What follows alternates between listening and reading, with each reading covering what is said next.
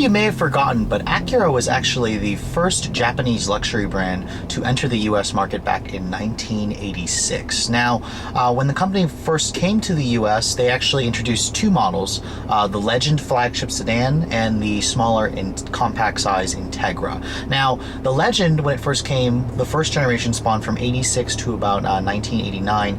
In 89, Acura introduced a mid-size sedan, the Vigor, which was replaced later by the TL in 1996. However, in 1990, the second generation Legend was introduced, and I'm actually sitting in a very popular or famous Legend.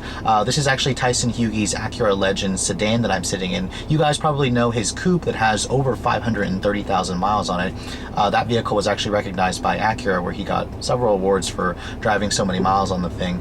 Now, what you all probably don't realize is he also has basically the same version of the car in sedan form. This is the 1994 Acura Legend sedan, Legend GS sedan. Now, back in 94, the Legend came in basically three trims on the sedan. It was L, LS, and GS trim. This is the GS trim, which comes with the Type 2, the 230 horsepower C32 V6 with the 6-speed manual. The coupe was available in either L or LS trim. Now, the Legend in general, the styling of this car was just extremely timeless and very classic. Now, a lot of you actually may not realize how big the car is. Now, if you look at the overall length, it actually stretches about 195 inches long. That's about as long as today's Acura RLX, if you can believe it. The wheelbase of the sedan is about 115 inches long, which is, again, it's longer than what you find on the current RLX. Now, Acura basically stretched this car's overall length for the second generation to better put it in line with the Lexus LS for the time, BMW 7 Series, Infiniti Q45. And you can see the design of this thing still looks great today. Acura basically wanted the car to kind of mimic the NSX flagship supercar, which the Legend Coupe does very nicely. You can see the back end of Tyson's Legend looks extremely good. This car, for 530,000 miles on it, it still looks great. The paint still shines with a luster that makes the car look brand new, and I can see lots of people whenever I'm driving. When I was driving this thing around, a lot of people stare at it, especially people who have the older Hondas. In fact, this car styling was so good, Honda actually used this second generation Legend for inspiration on the CB7 Accord, the fourth generation Honda Accord. Now, in terms of the engines what you'll find in this thing, the second generation had the 3.2 liter V6. There was two versions, one that had 200 horsepower, and then of course the Type 2 that came with the 6-speed manual models, which are extremely hard to find. That had 230 horsepower and 206 pound-feet of torque. One thing that you guys probably didn't realize, all these Legends also don't have VTEC. VTEC was not added for this Legend at all. It was only on the NSX, the only Acura to have the VTEC technology at the time. Now, when you're checking out the interior of Tyson's 1993 Legend Coupe, you'll be amazed to look at the condition of it. I mean, for over 530,000 miles on it, this interior pretty much looks and smells brand new almost. Of course, a couple of elements have been replaced. These seats, for example, are not the original. They have been redone, but nevertheless, compared to the sedan that Tyson also has, they are a little bit different. The bolstering is much thicker, so they hold you in place a little bit more, just to add to that sportier element with the coupe. Now, the Legend is pretty low to the ground. So getting inside the car does require you to kind of hunker down a tad. Now, this interior is, smells like the 90s, looks like the 90s. It's a great design, honestly. A lot of people love this design. I mean, check out how low that dashboard is. You can easily see where the front of the hood is, or the front of the car is, and you can see easily over the hood. You have these skinny little A-pillars that don't take up or ruin your visibility because they don't have an airbag stuffed into it. Now, here's the key for the vehicle. It's an older Acura key. Don't expect to find like their switchblade key or anything kind of special. This thing, it's a 1993, remember that. But sticking the key in the ignition, you're gonna hear the typical Honda Acura chime here. It's a sound that a lot of people still really like. And you can see there's the mileage, 530,000 and 150, just remarkable. And I may add the mileage is the original clutch on this car. It's a 6-speed manual. It's really rare on this car, and the clutch is original.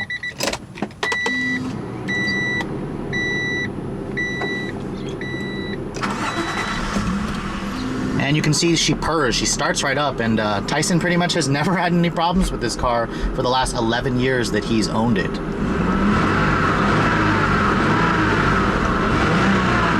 The Engine still sounds good. This is Acura's C-Series motor, the older V6. It's a 90-degree V6 that's non-VTEC. It's not like the J-Series motors in the current products. Now, shutting the door, this Legend Coupe surprisingly has automatic soft closing doors. That's really unexpected in a car back then. Only the coupes had them. For some reason, sedans did not have that. Now, the window is automatic down for the driver and the only at. The back windows, surprisingly, they do go down. If you push that there, it actually goes down that much. It almost looks like it's broken. So honestly, it's kind of weird, but it's a nice feature that the back windows actually roll down. A lot of people don't know that. Now, looking at the rest of the interior of this car, it's a really nice place to spend time. This is Acura's flagship back then. It was about $40,000. This competed with the Lexus LS, Infiniti Q45, and the Legend was the first Japanese luxury sedan on the market. Now, the materials are all soft touch grading materials, very, very nice. Everything fits together really well for, 21 years of age this car has. You have automatic climate control. This is an aftermarket stereo that has a little pop-up screen here. And then, of course, this wood grain is real. The seats themselves, they're pretty comfortable. A little bit on the narrow side for me. And you can see the headrests, they are adjustable like that, but they don't really do a good job of, cushioning your head, even when I had them adjusted up all the way.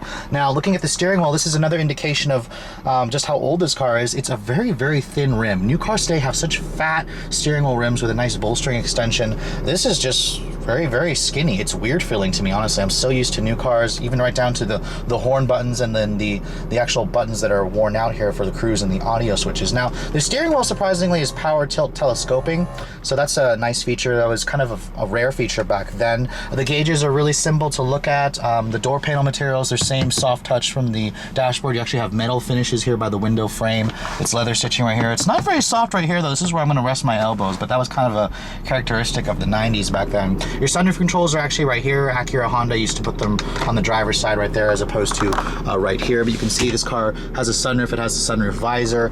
The glove compartment is not damp, surprisingly. It kind of just cheaply falls, but it is lined with felt. The 6-speed shifter, again, I can't stress that enough how rare this car is. The clutch is on the heavy side, but that's just because it's original and it's on its last leg pretty much. The car still runs, but I wouldn't drive this thing aggressively, to be honest, unless I wanted to break Tyson's clutch, so you have to make a new one, which I won't do.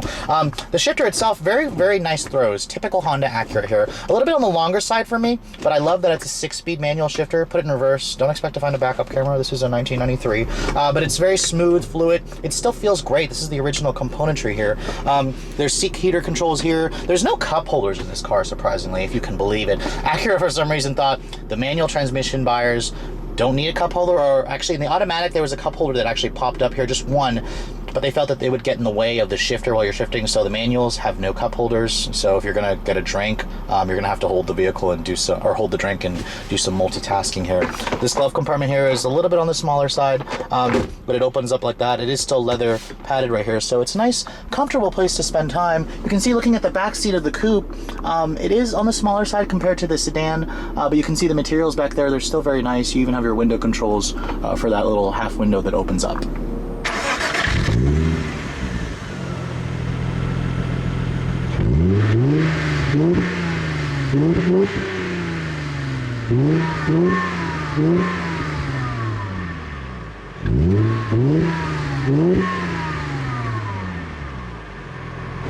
And of course, when you look underneath the hood of this car, you're going to be amazed by just how clean that motor is. I could practically eat off of this engine, this C32A V6. This is the Type 2 motor. You can see the rare Type 2 badge. This engine was updated in 1993. All the coupes came standard with a 230 horsepower engine. This is a 90-degree V6. It's also mounted longitudinally as opposed to the traditional transverse mounted that most of the Honda V6s have these days. Now, the numbers are 230 horsepower and 200 pound-feet of torque. Pretty good numbers back then, especially since this car does not have VTEC technology. Back then, only the Acura NSX had the VTEC technology.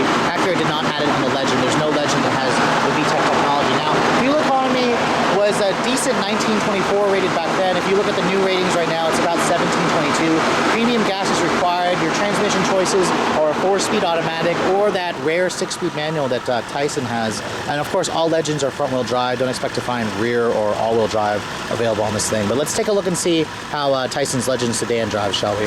Talk about a rare car. A 1994 Acura Legend GS sedan with the 6-speed manual transmissions. I mean, good luck trying to find one of these things in general that's not beat up to beat to hell, basically.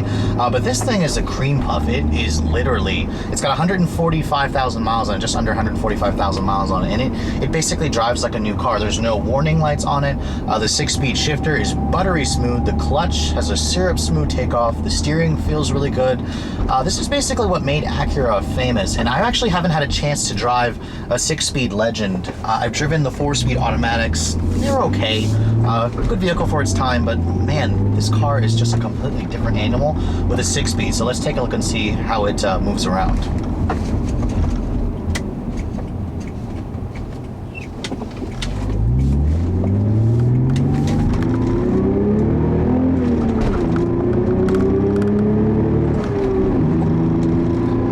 It's a shame, really, that you cannot get Acura's flagship sedan with a stick anymore. And the Legend this generation Legend was the last flagship sedan you can get with a stick. And I have to say, it's a wonderful stick. This C-Series engine has just a torque, not really a torque monster, but it's torquey. That's something you don't really associate with Honda V6s. Pretty easy to trip second in this thing. You know, this car weighs about 3,500 pounds, which is light for its time. And, you know, it's not exactly blisteringly fast, but that torque curve that's so fat and meaty, this car has really, you know, excellent acceleration. I'd expect maybe around mid-7-second range, 0 to 60. I didn't really check out the numbers. There's not really much test data on a car that's 20 years old, but this thing just glides down the road with a creamy smoothness that I just haven't driven in an older car that feels like this in a long time. The steering is very, very light. Thank God for power steering. That NSX didn't have it. And this car just, it feels like a luxury sedan. It still feels tight today.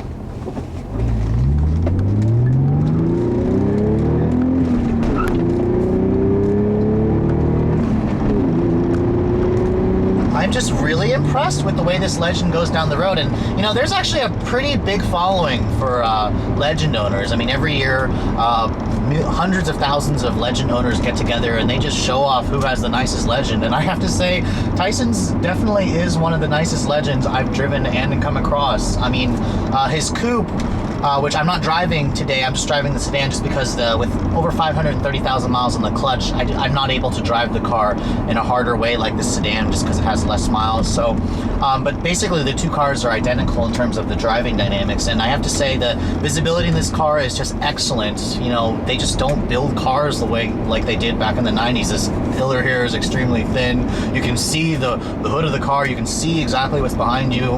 What do you need blind spot or driver assistance technology in a vehicle that's this easy to drive? The ride quality is also extremely soft. These small 16-inch wheels, they don't transmit any of the harsh road surfaces like today's modern cars with the big low-profile fat tires. Now, a little bit more history about the Legend, the second generation Legend.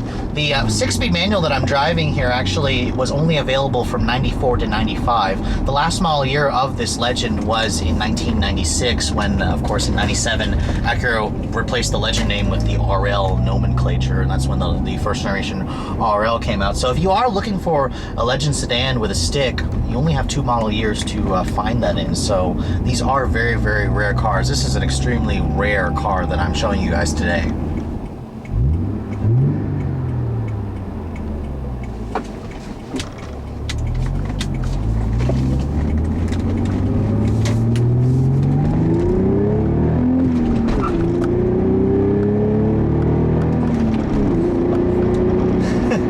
I never thought I'd be smiling this much from driving a 20-year-old Acura full-size luxury sedan, but there's just something so incredibly appealing and so incredibly nice about an old Legend like this. So I have to say, if you guys are trying to find one in the used car market with a stick, good luck, because this thing is just a cream puff. And one of the reasons why you can hear the engine so well is Tyson actually has an aftermarket exhaust on it that I think looks very tasteful.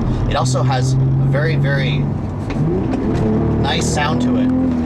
So I'm really impressed with, and I really like Tyson's taste in the way he changes his cars, because the modifications to this thing are just classic, timeless, classy, and I really like the way this car drives. So with all that said, you know, this has been kind of a special treat for you guys, showing you what the vehicles that basically made Acura famous. First with the NSX, and then with his Legends.